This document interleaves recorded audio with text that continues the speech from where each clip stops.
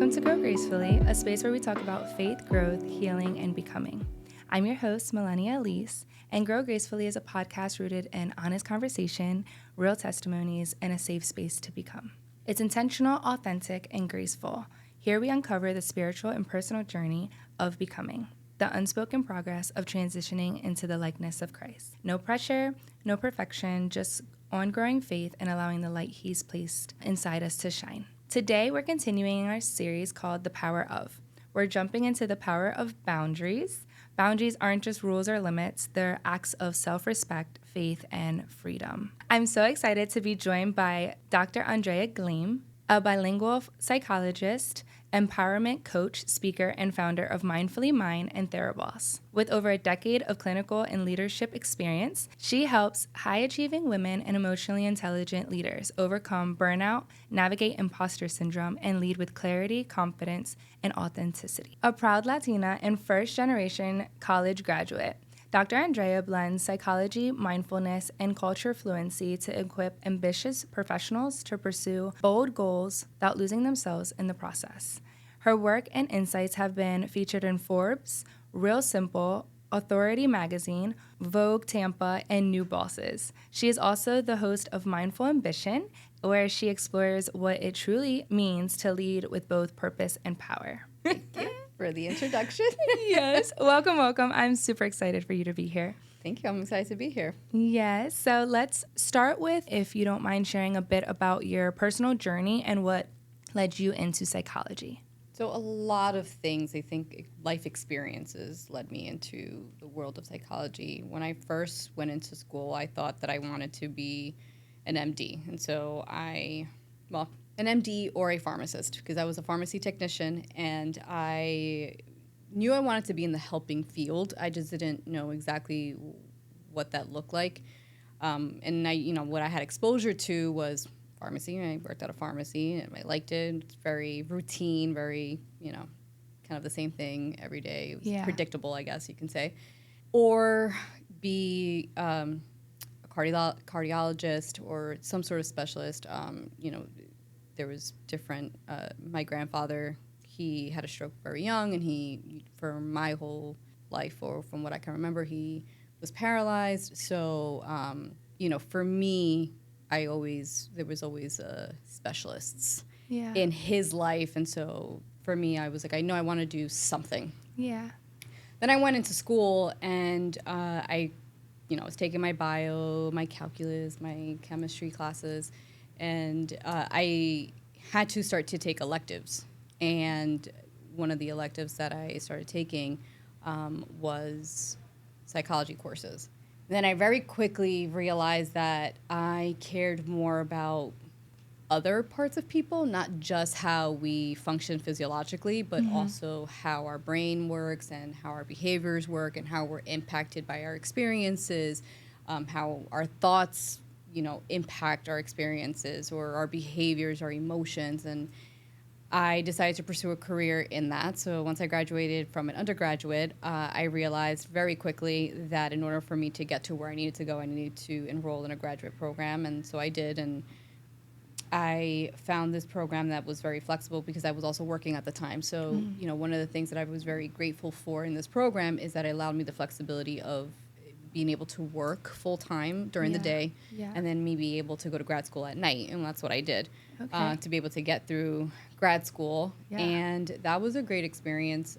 Very, challenging because very exhausting. Yes. But it led me to eventually get to the place where I am today, where it helped me my practice, start helping others in a different way, in a different capacity. My journey and my experience, my profession has had me sit across very interesting people with very interesting stories, in very different settings. I have, worked in anything from a homeless shelter to my private practice, right, and everything in between, hospitals, community clinics, and, you just get a different walk of lives, and stories, and they're always very interesting, and you get to see, really how, what makes people who they are. And you go to also see like the things that are behind the scenes that people don't get to see, right? Like what they don't necessarily put out to the public eye. Yeah. And it's very interesting. And I love what I do. I don't see myself ever doing anything else. I wouldn't change what I do, and I think it's very fascinating.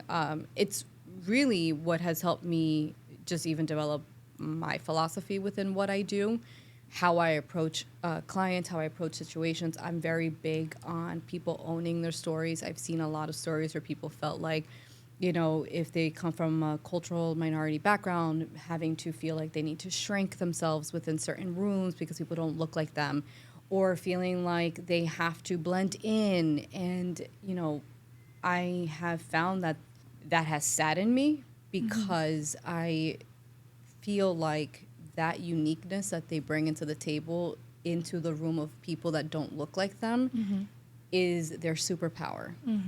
And so a lot of what I have worked with people and women and business owners and leaders is really being able to step into their power and really find that voice and feel like they don't have to shrink anymore within rooms that don't necessarily feel, or that can feel a little bit foreign because people don't look like them, right? And really tap into that superpower, that, that thing that makes them them. That is so beautiful. I appreciate you sharing that. I can feel that from you, which I really love. Like just the energy, the way that you use your voice, like it's very empowering. In regards to your personal like testimony and your journey in psychology, did you find there was like a season in your life where you realized boundaries were necessary for your own well-being, either in the interaction with your clients or like the stories that were told, or just personal?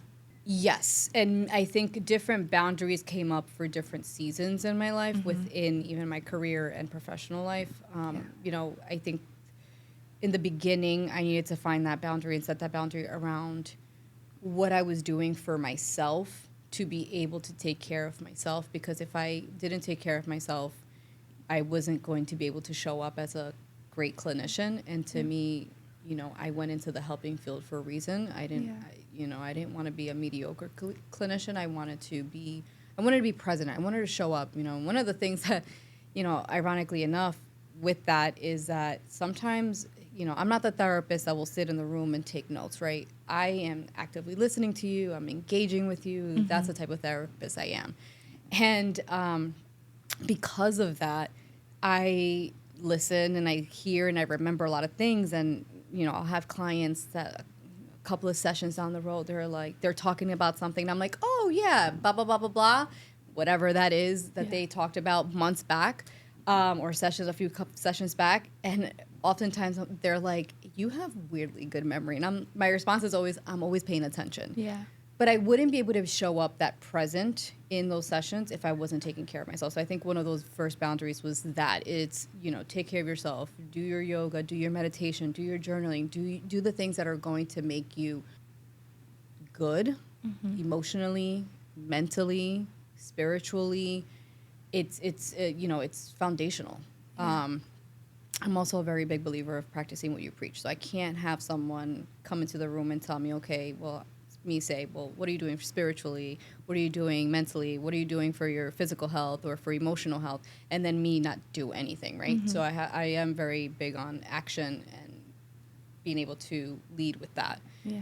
The other boundary I think that I have learned throughout time is availability, and making sure that I'm not too available when I can't be available, so overextending myself. And I think that has been helpful with family, friends, my practice, so with clients, and just really being able to say no where I need to say no, and say yes to what I can say yes to, and not overextending myself. And that has been super essential now, being a mom, because I have had to set stronger boundaries, stronger limits, because there is now someone else in the picture that also needs from me, right? Yeah. And so for me to show up as a mom, I need to learn how to say no to certain things. So I think those are probably the two big boundaries that I've learned throughout my career, different seasons. I would say the most powerful ones that I've learned. Interesting. I love that. It actually ties in with a scripture that I actually wrote down, ironically. Matthew 5:37, it says, let your yes be yes and your no be no. And it really just talks about kind of the like authority or like the importance of standing to what is important to you, or like prioritizing for your well-being as well. So then you can show up, the best way that you can. So. Right. And I think that really, you then show up authentically. You don't feel exhausted. You then don't start building resentment for overly saying yes to things, because then you can build that resentment towards people, but it's not their fault that you said yes. 100%. 100%. Is it taking accountability? It's taking accountability. Yeah. And sometimes we find that very difficult to do, right? It's like holding up the mirror. Okay, what do you see? Yeah. What things do you need to change? We're very quick to pick up on things that other people need to change, but it does become difficult to pick up the mirror and say, okay, how do I need to self-reflect, and what do I need to change about myself Exactly. to make my life easier or more at peace? Yeah. The other thing I wanted to say with that is making sure your yeses are yeses and your nos are nos is, I want to add a little bit to that, is not feeling guilty about saying the no. I tend to see people struggling with justifying in their minds a no. And it's as simple as, if it doesn't align with you, if it's not what you can do right now, if you can't make it to that event because you're physically exhausted, then it's a no. Yeah. And you don't have to explain it. You don't have to. Not everything requires an explanation. No is a sentence. That is good. That is good. Not everything requires an explanation. No is a no, and that's all that needs to be said. It's a full sentence. Yeah. I love that, because I feel like that also really differentiates like your circle and the people that you say no to and how they may react to it, and just like those healthy boundaries and where that could like lie. Going into just setting boundaries and like the challenges that may bring for relationships, identity, sense of responsibility for others. Where's your standpoint, just on those healthy boundaries and like relationships? And do you feel like you've gained or lost relationships based off of it? Yes. I have. And the reason I have is because I don't think that there are people who will take you setting a boundary very personal. And they'll make it about themselves, rather than realizing that if you're setting a boundary, it's because of you. I always say, a boundary is the line where I can love you and myself, where I still respect you and myself. The minute I go over that line, one of us is not being loved enough, or one of us is not being respected enough. So it is that line where I respect you and I respect me. I love you and I love me, and we can flourish this relationship, right? And I think that sometimes that's difficult with friends. That sometimes that's difficult with family members who might not understand that. I mean, we're Latina. I mean, I don't think that boundaries sometimes exist within our culture, and yet they're so important to have, right? I was just talking to my brother-in-law the other day, and I was giving him some sisterly advice, and I love it. This was a couple of years ago, and I never said anything to him until a couple of weeks ago, actually. A couple of years ago, I was giving him some sisterly advice, and he took it in, and he didn't say anything, and he just absorbed what he needed to absorb from that, and continued his life. And then a couple of months later, he approaches me and he goes, I thank you for that conversation. However, if there is something that you might not necessarily agree with, just let me learn on my own terms. And you know what? I told him the other day, I was like, I've never said this to you, but I gained so much respect for you as a human, because telling someone or setting that firm boundary can be very difficult and very challenging. You don't know how someone's going to react. Exactly. You get so concerned about how someone's going to react or how someone's going to behave. Is that going to affect the relationship? And when you set boundaries with the right people, they will understand. Yeah. They will understand that boundary. Yeah. And that's all you can expect. And if they understand, then the relationship actually can get stronger. Rather, when people don't get it or don't understand, that's when you start to see that people will leave your life. And I'm always a big believer that, not everyone is meant for every season of your life. Yeah. Some people are. Some people are meant to be in the long haul of every season of your life, from beginning to end.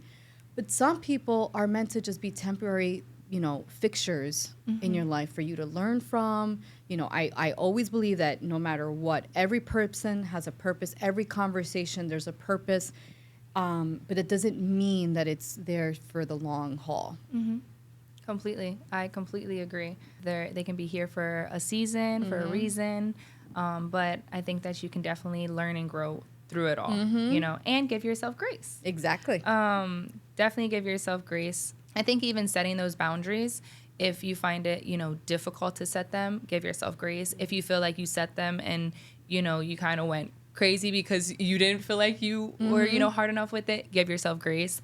But I think it's also when you do speak to somebody about your boundaries, I think them knowing you as a person, it's really important for grace to be given on both ends, because I think that also when you're establishing boundaries, sometimes, the deliverance doesn't come out completely accurate. So that can be challenging as well. Right. Yeah, giving yourself grace. What did it cost you not having boundaries at first, and what shifted you once you began to implement them? I was exhausted. And not good exhaustion. Like me working on all the things that I'm working on, me showing up to work, me being a mom, me being a wife, friend, daughter, it can be exhausting. Yeah.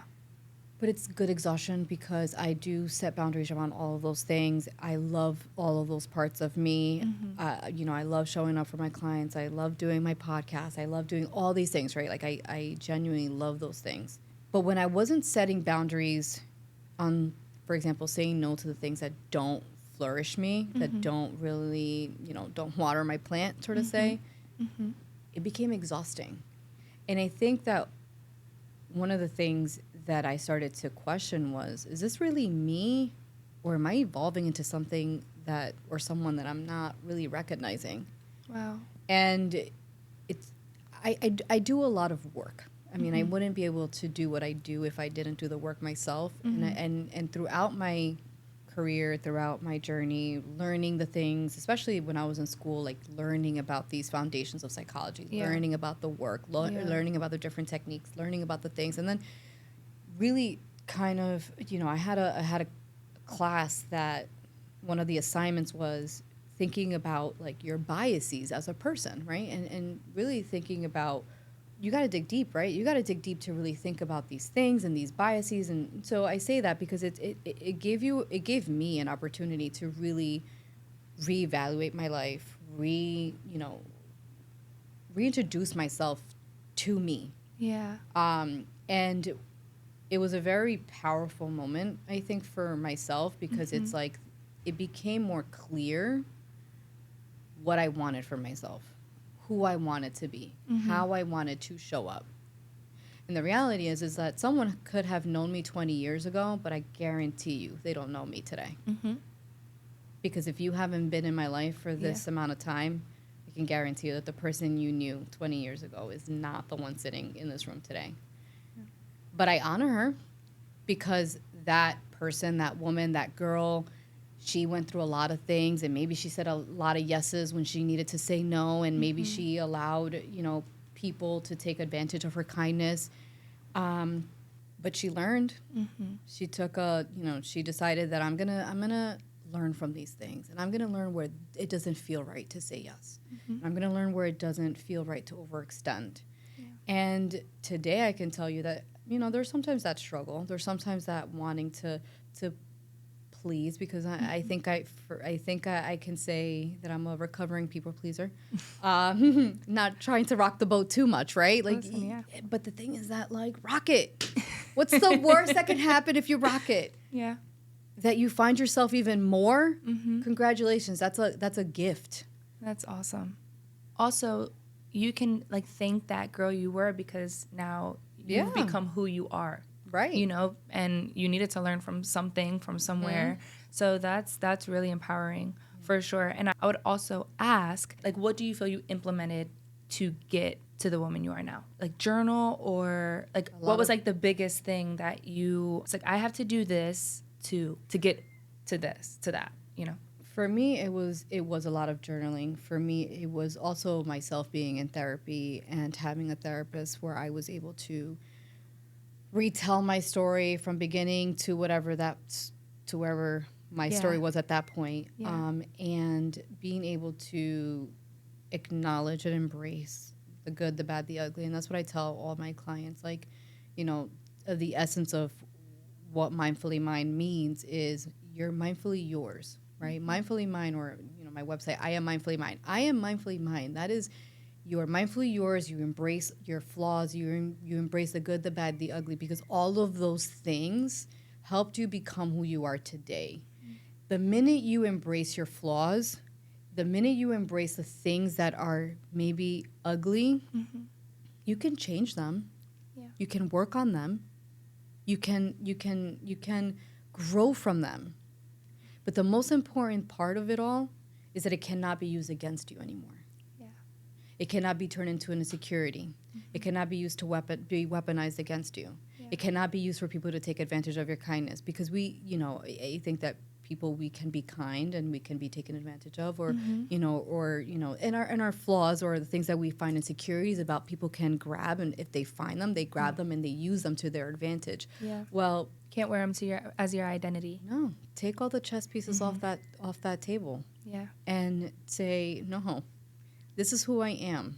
And when you embrace that, you're like, yeah, I might have that, or yeah, I might be that. Yeah. I'm working on it. Exactly. Are you working on your flaws? Don't worry about the grass on my side of the fence. Worry about how green your grass is. Yeah. Because when you do that, you're really just nourishing you as a person. And you know what? All the other negativities and all the other things, it's like, I guarantee you that you're not going to say anything worse to me than I haven't already thought about myself and have processed and have worked through and have figured out a better side of me, right? Or, reframed and challenged. We are our biggest critics. We are. And, all that to say is that, we can grow from those instances. We can grow from those moments. We can flourish once you become the most authentic version of yourself. It's only up from there. Yeah. It's like refreshing. It is refreshing. It's like as if you feel like a weight is lifted off your shoulders. Yeah. Like, it's like you've been holding this book bag on your back full of bricks, pebbles, cinder blocks, whatever, these experiences, these things that you have had. Those are all like big, small grains of sand. Those are all in a book bag. But once you start to really unpack and you self-reflect and you journal and you ask yourself questions, very like deep questions, and you hold the mirror up and you stop being afraid of holding that mirror up, because that's the biggest thing, right? You got to hold that mirror up and say, what don't I like? What can I change? How can I change? And how can I reinvent myself? Because here's the thing. Our past is written in Sharpie. Some is in yellow, some is in orange, some is in purple, some is in black, some of them is in brown. But the future can be changed, right? And so thinking about what can I change today to have the future and the outcome that I want. Yeah. I can't change the past, but I can learn from it. Exactly. I can lift myself back up from my failures and learn from them. Yeah. Right? Like Aaliyah said, dust your shoulders off, right? Dust your shoulders off. Get back up and dust your shoulders off, right? Yep. Like, dust your shoulders off, look forward. Where is it that you want to go? What can you have learned from your past? What can you learn from the past versions of yourself about what you want to and not want to bring forward? And pick up the pen and rewrite the narrative.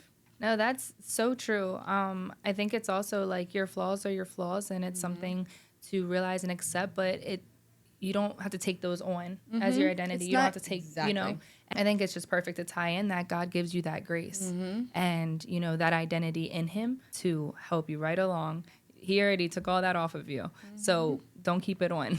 Take it off and let the load go. I will even say this, like, if you ever felt like your mistakes were defining you, then how can you help it redefine you? Meaning, how can you learn from them so that you can find a new definition for them? Yeah. Love it. Gems, baby. Just dropping bombs. I know, right? Alrighty. So we are going to do a little transition more on the psychology standpoint on how would you define healthy boundaries? How would I define healthy boundaries out? Well, like I said, a healthy boundary is the line where you feel like you still love yourself and respect yourself without disrespecting or losing love for somebody. Like, you know, For the without other person. somebody else losing love for you or respect for you, right? You don't want to disrespect people with your boundaries, but you also, here's the thing, I also feel like people think that boundaries is avoidance. It's not avoidance. You're not, if you find yourself avoiding something, then that's not a boundary. That's a moment for you to self-reflect. What am I avoiding? What is making me scared? What is making me anxious? What am I trying to protect myself from? Because usually avoidance is trying to protect yourself from something. So if you find yourself that you're using boundaries because you're avoiding conflict, well, no, get comfortable with the uncomfortable and learn how to have healthy conflict dialogue, right? Yeah. Like if it's that you're, I don't know, whatever that may look like, dive into it with curiosity and figure out what's happening that what you're avoiding. So boundaries are not avoidance, but boundaries is being able to say, okay, you know what? When I wake up in the first thing in the morning, I'm not going to look at my phone. I'm going to take time. I'm going to meditate, or I'm going to read a verse of the Bible, or I'm going to do some yoga, or I'm going to do something else, or I'm going to go brew my coffee. That's my favorite. Healthy for yourself, something good for yourself. It's saying those no's when you need to say the no's. It's if you feel like someone is imposing too much, right? Because I feel like sometimes our families like to give a lot of opinions. Not all of them are solicited. But being able to respectfully say, like, I respect that works for you and your life. It doesn't work for me. It's that simple. You don't have to be disrespectful in any statement. Yeah. Acknowledge the person and their opinions or their whatever stance is. But just because it works for them, it doesn't mean it has to work for you, or it doesn't mean that you have to do it the way that they expect you to. And I think that, like, people can definitely fall into that easily, you know, and then you just find yourself kind of in a spiral because you're taking advice, you know, that's just maybe not as beneficial for your life as you would think, or that they're saying it could be. You're the narrator of your life. Don't give the pen to somebody else. Preach. Preach. What happens psychologically when someone consistently ignores or violates their own boundaries? Well, when we violate our own boundaries, we start to feel very inauthentic. We start to feel, like we're putting a mask on to show up for other people. Like we start to maybe lose ourselves in that process. Our confidence starts to go, because if we're not confident enough to set a boundary and we consistently allow people to push boundaries, because that's another thing. We can set them. That doesn't mean that they're going to listen, and they are going to push them. Yep. And we have to reinforce them. That is our job. Yeah. Our job is to teach people how to treat us. That is by setting boundaries at times, right? And we will set boundaries. And if they 1, 2, 3, 4, like, then you have to think about, okay, how many chances or opportunities am I going to give you? I am going to continue to reinforce it for you because this is my boundary. Yeah. But also, at what point do you need to make a decision for yourself to let go of that individual, because you can see that that individual isn't respecting your boundary. And if they're not respecting your boundary, do they respect you? Listen, I definitely feel as though I've learned that along the way. I felt like I could create the boundary, but, you know, if it was like kind of tiptoed or so, I'm like, okay, I'll let that slide. Okay. And then I'm like, all right, I should definitely be like redefining, like, and reminding maybe. And so I find that sometimes like challenging, especially, of course, because we become self-critical. Because when someone else starts to tiptoe around a boundary and we don't reinforce it, we sometimes think like, am I gonna be mean? Is it gonna look mean if I reinforce this boundary? Yeah. Well, maybe. And would it matter though? What is it going to cost you to not reinforce that boundary? And I feel like that's the biggest thing. Like, what is it going to cost you to not reinforce boundaries? That someone hyper criticizes you for also not respecting your boundary? Okay, well, then navigate those waters of how much or how significant is their opinion, or how significant is this person in my life? Yeah. Because to be quite honest, like, I'm not saying let everybody go, but there are some people that are not of quality to be in your life. I'm very big on quality, not quantity. And I am not your hype maintenance friend that you need to call 24/7. I am not that person. But I am someone that if you're like, I really need you, where and when? Yep. Just let me know where and when. I will show up. I will be there. You know, if it's my friends back in Jersey, well, I will show up in a Zoom. But if you need me physically, I will be there physically. Just, you know, I need to hop on a plane. Yeah.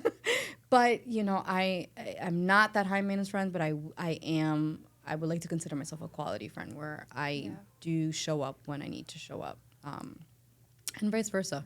I mean, you know, I think I have surrounded myself with people who are not necessarily high maintenance, but they are, you know, they are solid people that I know that if I've ever had to call them because I'm crying and I'm like, I'm having a meltdown. They're picking up the phone because they know that something's up. Exactly. And it's truly like beautiful to have that circle, to have those friendships for sure, because it's just refreshing when you don't feel like you have to overextend, but you also know that someone's a call away if you need them. I have a lot of acquaintances. I have a lot of people that I know, but quality of people that I can say are truly in my circle is very limited. Yeah. I feel that. Yeah. I feel that on the exact level. And I love it that way, though. I just feel like I've always loved it that way. You know what I've learned? I love my peace. And because of those things that I do, I live a very peaceful life, very intentional and peaceful life. You know, my husband and I moved out here, and you know, we didn't bring any of our friends. We have our parents, but that's about it. And for us, like, we've had to develop friendships here, connections here, and you know, it's been a beautiful journey because I think it has helped him as well as myself to really just, again, redefine. It's a new season. Who are you in this season? I mean, you can be anybody you want. You're in a completely new place. Who do you want to be, right? And so within that, it's like one of the things that I was just like, I don't want to ever sacrifice whether I was back home or I'm here, which is my new home, is my peace. If you disrupt my peace and you're scrambling my energy, you don't belong in my life. And that means cutting people out of my life, not having them be part of significant or important milestones, you know, being very intentional about who I share my next milestones with. I'm very protective of my energy in that way. Yeah. No, and I feel like you have to be, because unfortunately, you know, outside of the circle that you created, sometimes people just aren't as like happy for you as you know they may portray. Again, wearing that mask, which I also feel like is very internal for that person. So it just kind of bleeds onto you sometimes. There's something I heard. I'm sorry. I know you're good. But there was something I heard the other day, and it said, if you're looking at someone's success and you are questioning to yourself, why not me? And you start to feel envious. Like, you can say, oh, I'm so proud of you. But like inside, when you reflect and you take that step back and you're like, why not me? The person responded, because it wasn't meant for you. What's meant for you is a different thing and a different path. So why not you? Why don't you have that life? Because it wasn't meant for you. Exactly. And I find that to be so like grounding, because it's like, yeah, you're right. Like, success for people just looks very differently. It does. And the more that you're chasing what somebody else has, well, guess what? You're chasing someone else's life. You're chasing something that doesn't belong to you. Yeah. That's not meant for you. And the more that you're chasing what somebody else has, the farther away you are from actually chasing and having the life that's meant for you. Preach. That is a word. Take note. That is a word. No, seriously, it's so true. And it's like, I've heard, and I love to use is you're running your own race. Like there's no need to lane switch. Like you're in your lane, you're in your race, like go full force and truly be genuinely happy for other people. You don't understand the blessings that actually come to you through doing that. So it's important. You also don't know the struggles that they faced to be in that place. Yep. Right? Like you don't know the behind the scenes. And even if you think that you know a part of it, you don't know all of it. You don't know the days and the nights that person maybe went home and cried every single day because they were banking on this dream or they were banking on an opportunity or they have had that struggle, right? Like you don't know. So, when you say to someone, oh, it must be nice. Be careful with that because you don't know what struggle that person had to go through to get to the part of where it must be nice.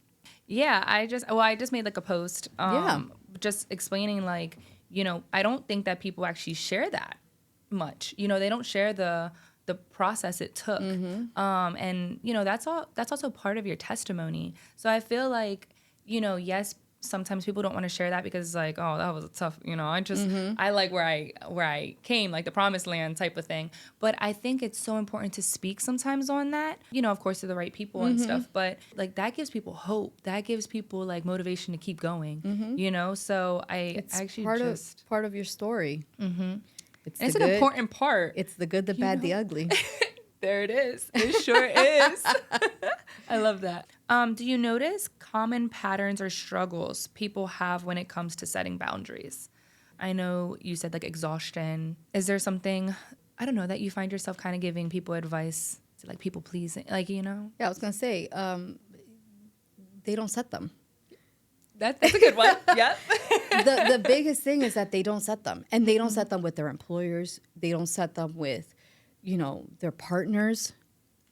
They don't set them. And that's, I want to come back to that, setting them with the partners. They don't set them with their family. They don't set them with their friends.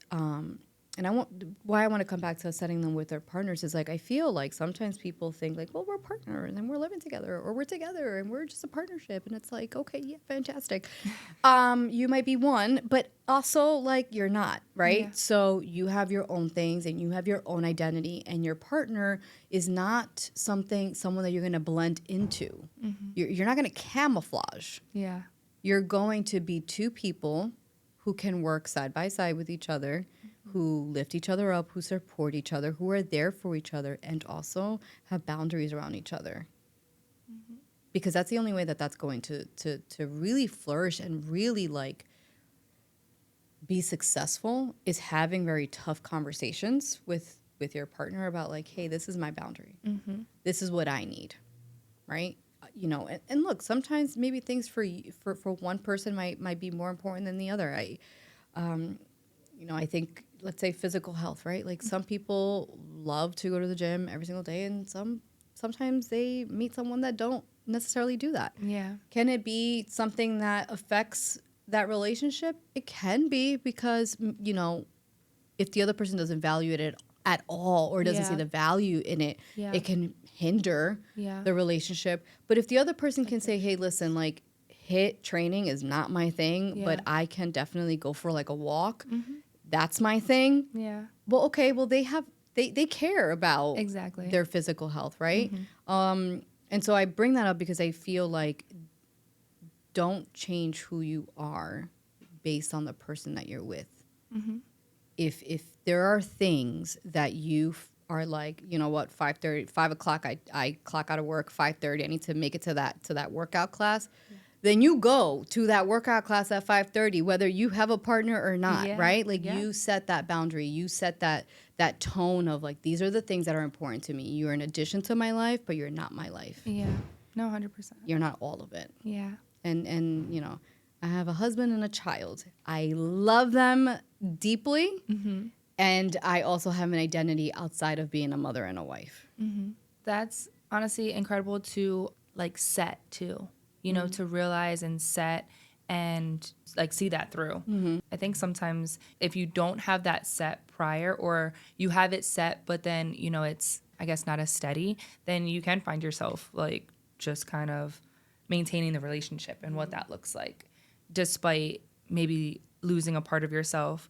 Or sometimes even if you don't lose a part of yourself and you're still growing and finding that part of yourself, it's like you still prioritize something a little bit more than that. And I think that that's where it lags for sure. How do you help clients navigate guilt, fear, or people pleasing when establishing those boundaries? So, guilt, right? Guilt is usually is an emotion that comes after you did something wrong, right? Is setting a boundary wrong? Are you intentionally trying to harm somebody? So we have to navigate the feeling of guilt and actually learning what's underneath that guilt. You're labeling guilt, but what are you really feeling? Are you feeling discomfort? Are you feeling fear of being judged? Are you feeling bad because of how someone else's emotion? Like, is the guilt that you're feeling you holding the emotion that someone else is feeling because you set a boundary? Well, I'm here to tell you that's not your emotion to hold. It is not your responsibility to process how someone else feels because you set a healthy boundary for yourself. Fear of what may happen? Well, even if it does happen, like think of worst case scenario, and even if it does happen, you still got to set that boundary for yourself. Yeah. Because the cost of not setting it is so much more than worst case scenario. The problem with that is that you're the one who's going to be probably the one that's going to take all the cost if you don't set that boundary. And then we kind of pull ourselves back into the cycle of, well, you're not setting this boundary. You're going to start building that resentment. You're going to start building these things. You're going to maybe be irritable, maybe have short temper, maybe not have patience for people around you. But in reality, it's like, who are you blaming? You can't blame the person that you allow to step over your boundary. You got to take some accountability and say, okay, what role did I play in this person not respecting my boundary? Did I not reinforce it? You know, if I didn't, or if I felt disrespected in any way by this person not respecting my boundary, did I have a conversation about it? We're going to talk about that, having a conversation about it, how important that is. Because I feel sometimes people set boundaries maybe in their head or, right, you know, and then they don't have the conversation. How would you navigate or like help someone kind of figure that, like, you know, realize that they might be doing that and how harmful that could be, either to themselves or the other person? Because if you don't know someone set a boundary or like the expectation of something. I mean, I think the biggest thing is that if someone comes to me and says, hey, you know, I'm noticing that I keep trying to set this boundary and this person is not respecting it. Yeah. Well, then I ask, okay, so how did you set the boundary? Walk me through that process. And oftentimes, as they go back and reflect on like what happened, they were like, well, you know, I said, and I'm like, no, like, were you direct? Were you clear? Right? I mean, you got to be clear about the message. You have to be direct, not sugarcoating it. Yeah. Right? Because when we sugarcoat things, it takes away from the intensity and the seriousness of what you're trying to say. You're softening the blow, but again, you're trying to take on the emotional processing of a boundary that someone else has to go through. And I'm not saying be mean. I'm not saying be disrespectful, but I'm saying be stern. Be firm with your boundaries. Be, you know, say what you need to say in a clear way. And if you notice that this person has maybe taken a step back or is changing the way that they're reacting or showing up for you, you know, have a conversation like, hey, I've been noticing you've been distant, or I've been noticing that blah, blah, blah, blah, blah. Give the person the opportunity to say, you know what, when you set that boundary, I felt blah, blah, blah, blah, blah. And then you could talk about it. That is your opportunity. That is your door to say, well, listen, look, this is very important for me, or, you know, whatever that may be. I need to say no, or I need to do this, or whatever that may look like, whatever that may be. Conversations, uncomfortable conversations lead to clarity. If you don't have the uncomfortable conversations, then that will lead to assumptions. And assumptions can lead to even more scrambled energy and more pollution in the air than what it needs to be. So let's clear the air and have a conversation, even if it's uncomfortable. Yeah, it's very true. And I think that also, I think, builds like the trust and respect in that relationship too. You know, it just really deepens that Absolutely. for the two individuals. I like that. I like that a lot. How do you feel boundaries played a role or continue to play a role in your spiritual growth and emotional maturity? I mean, they will always play a role. And what I mean by that is if I'm not doing the things that I know make me feel at peace, make me feel like I'm connected to the things that I believe in, make me feel like, I am not scrambled, chaotic, Yeah. then I'm not taking care of myself. So the boundaries of what I do for my spirituality, the boundaries of what I do for my self-care, the boundaries of what I do for me to maintain sanity within the chaos, those are things that have to always stay. And I have to keep myself accountable to do them, because the minute that you don't do them, right, things will start to slowly start to shift. And, the boundary is not firm anymore. So it's like think of like a water drop just coming through that boundary, and that, one day you just see a drop, the next day you see a puddle, the next thing you have a whole damn river going through that boundary, right? So you have to be very intentional about making sure that you're keeping up with your boundaries, that you're setting those things for yourself, that you are keeping yourself accountable about the things that you need. Where do you need to say no? Where are you overextending? Where do you need to kind of compromise? Because that's another thing. Like sometimes you do need to compromise, but where is it okay to compromise? Where is it not okay to compromise? And where do you need to practice self-compassion and grace for, maybe not having set that boundary, right? And so like you have, it's never going to be perfect. Yeah. It's never going to be perfect. Yeah.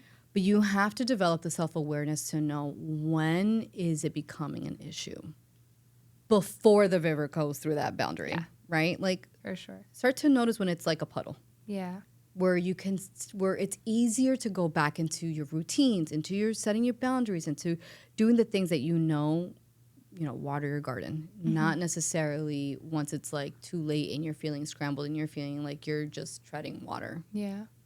No, for sure. And I think also like your body typically tells, like, Absolutely. So your body tells you everything that you need to know.